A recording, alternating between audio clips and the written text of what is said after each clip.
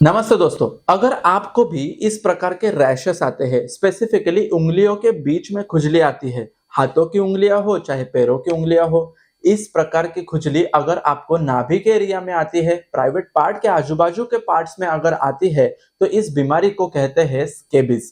और अगर स्केबीज होता है तो ये किन किन कारणों के वजह से होता है, इस स्केबीज के लक्षण क्या होते हैं और इसके लिए हमें क्या उपाय अपनाने चाहिए, चलिए बात करते हैं आज के इस वीडियो में।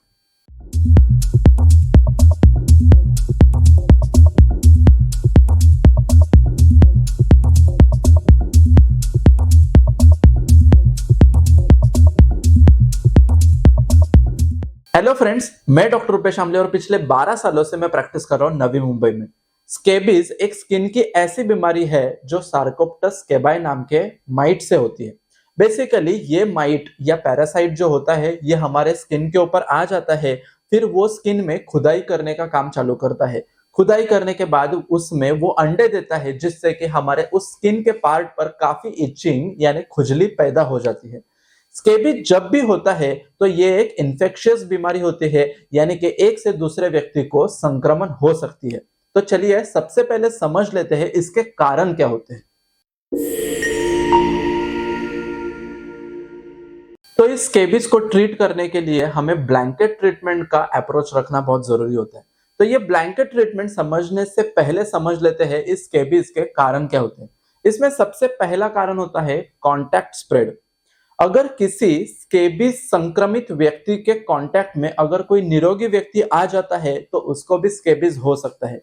बेसिकली ये जो माइट होते हैं वो संक्रमित व्यक्ति के स्किन के ऊपर रहते हैं, उसने इस्तेमाल किए हुए वस्तुओं के ऊपर, जैसे कि उसका बिस्तर, उसका तौलिया, उसके कपड़े, इन सब के ऊपर 2 से 3 दिनों के लिए ये स्केबीज के माइट वहां पर रहते हैं।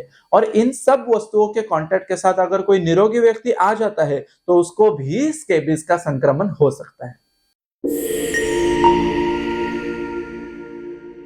इसमें दूसरा कारण होता है इम्प्रॉपर हाइजीन।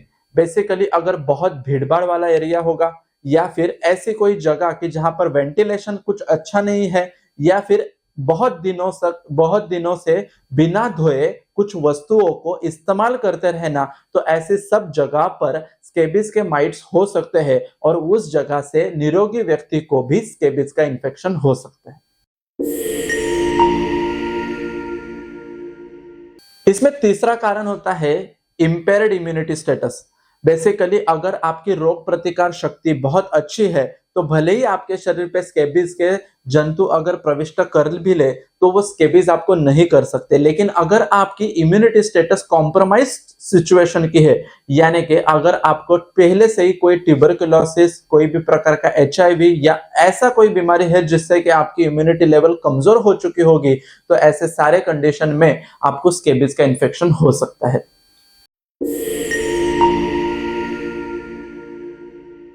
अब इस स्केबीज के लक्षण क्या होते हैं वो समझ लेते हैं। बेसिकली स्केबीज में हाथों की उंगलियां जो होती है ना, इसमें खुजली आना चालू हो जाती है, क्योंकि ये जो हमारे वेब ऑफ फिंगर्स होते हैं इसमें काफी मॉइस्चर होता है और मॉइस्चर होने के वजह से यहाँ पर माइट इजीली अट्रैक्ट हो जाते हैं, वो वहीं पर लॉज हो जाते हैं। यही उसका डिफरेंशियल डायग्नोसिस भी होता है। चाहे आपको फंगल इन्फेक्शन होगा, चाहे आपको सोराइसिस का बीमारी होगा, चाहे आपको एक्जिमा होगा या और भी कोई स्किन का डिसीज होगा कि जिसमें आपको खुजली आ जाती होगी, लेकिन अगर स्पेसिफिकली आपको उंगलियों के बीच में खुजली आती है, चाहे वो हाथों की उंगलियां हो या पैरों की उंगलियां हो, इनके बीच में अगर खुजली आ जाती है तो एक बार आपको खुद को स्केबीज के बारे में सस्पेक्ट जरूर कराना चाहिए। ये खुजली आना इसका सबसे प्रधान सिम्टम होता है और स्पेसिफिकली ये जो खुजली होती है ये रात के समय ज्यादा करके आ जाती है। जब खुजली आती है तो वो बहुत प्लेजरेबल इच होती है, यानी कि जितना खुजली करो उतना अच्छा लगता रहता है। अगर हम इन पैचेस का अच्छे से एग्जामिन करें तो हमें कुछ डीप ऐसे फोड़िया जैसे पैचेस इसमें दिखाई देते हैं। इसमें खुजली करने के वजह से वहां पर घाव भी उत्पन्न हो जाते हैं, वो जगह सूज भी जाती है। अक्सर बच्चों में भी जब भी ये स्केबीज का इन्फेक्शन होता है तो उनके फेस के ऊपर भी स्केबीज के पैचेस बन सकते हैं, उनके नाभि के एरिया के ऊपर भी स्केबीज के पैचेस बन सकते हैं और प्राइवेट पार्ट की जगह पर भी स्केबीज के पैचेस बन सकते हैं। स्केबीज के जो पैचेस रहते हैं वो स्पेसिफिकली रेड कलर के रहते हैं, छोटे छोटे होते हैं, दानेदार होते हैं और इसमें बहुत ज्यादा मात्रा में खुजली होती है। तो इस स्केबीज के लिए हमें क्या उपाय अपनाने चाहिए? इसमें सबसे पहला उपाय होता है हाइजीन।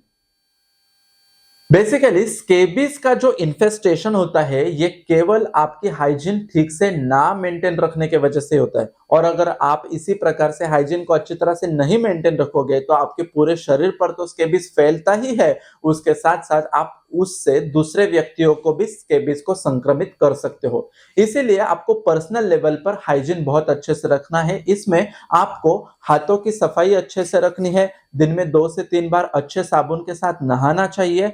इसके साथ-साथ आपका बस बिस्तर, तौलिया या जो भी वस्तुएँ आप इस्तेमाल करते हो, इनका प्रयोग करने के बाद आपको इसको अच्छे से धोना चाहिए, जिससे कि स्केबीज का इन्फेस्टेशन आपके शरीर से चला जाए। कितनी भी बार अगर हम साबुन से नहा ले, ये स्केबीज का इन्फेस्टेशन नहीं जाता, इसीलिए हाइजीन को मेंटेन रखना बहुत ज़रूरी होता है।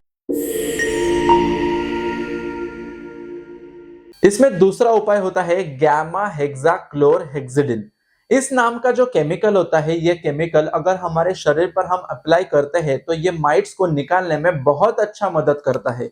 इस नाम के जो केमिकल होते हैं, इससे ही ब्रांड नेम का स्कैबोमा लोशन या लिंडेन लोशन नाम से आपको मार्केट में ये दवा मिल जाती है। अगर हम इस दवा का प्रयोग अच्छी तरह से रात को सोते समय गर्दन के नीचे पूरे शरीर पर इसका एप्लीकेशन करते हैं, एप्लीकेशन करते समय हमें उंगलियों के बीच में भी इसको अच्छी तरह से लगाना है, और लगाने के बाद हमें सावधानी रखनी है कि इस केमिकल का हमारे मुंह के साथ कांटेक्ट नहीं आना चाहिए। अगर हम इसको अच्छी तरह से कंटिन्यूअस बेसिस पर अल्टरनेट डे अगर 5 से 7 बार एप्लीकेशन कर लेते हैं तो स्केबीज का इन्फेस्टेशन चले जाने में बहुत फायदा होता है।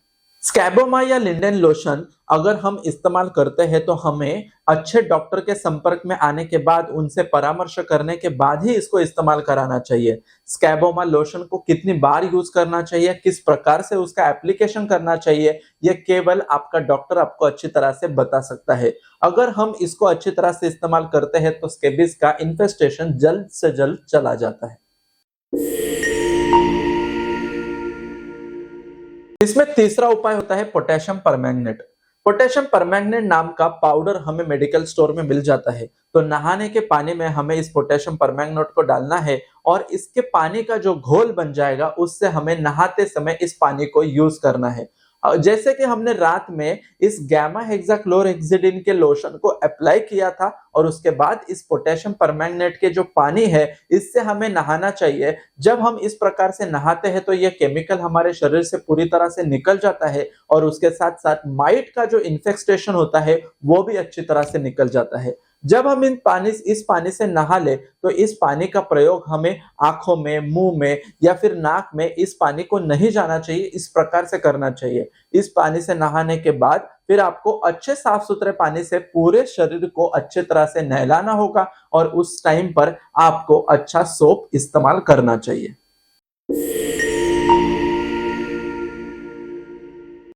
और इसमें चौथा और सबसे इंपॉर्टेंट उपाय होता है ब्लड डिटॉक्स काढ़ा।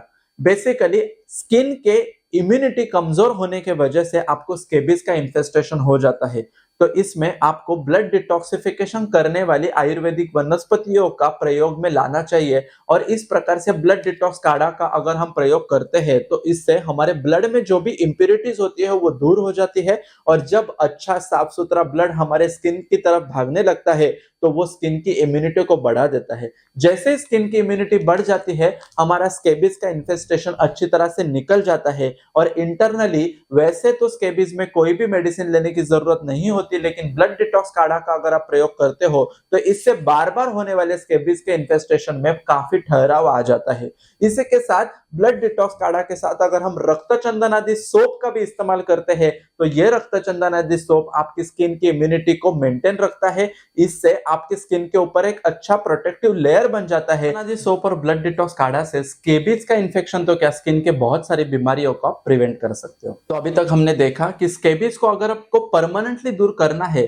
तो ये 4 उपायों को आपको जरूर इस्तेमाल करना चाहिए।